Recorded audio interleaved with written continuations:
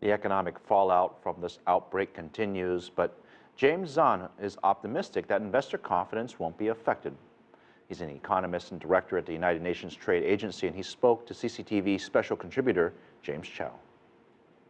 The forum is, of course, taking place against the backdrop of the Ebola outbreak in West Africa.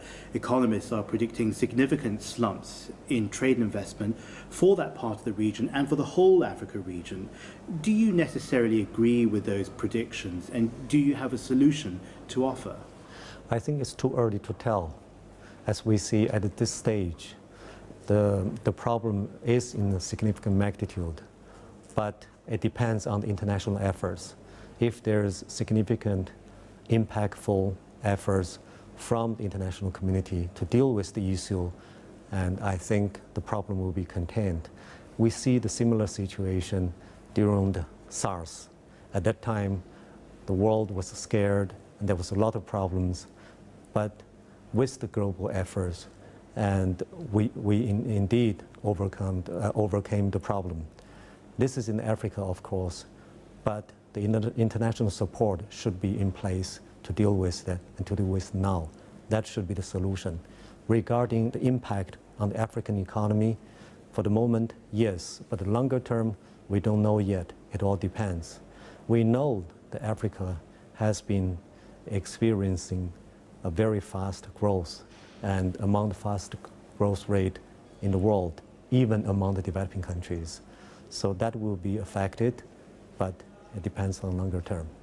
Regarding investment, we see that Africa has attracted a lot of investment recently.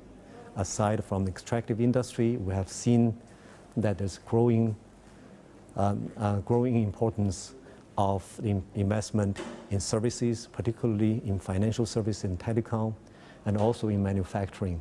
The share of the manufacturing and the services in the total FDI in Africa has been growing over the past 2 to 3 years. There's obviously always a need for additional resources for public health, especially in Africa, not just on Ebola, but for a whole host of diseases. What would you say is the role of investment, but also the opportunity that you just spoke of there?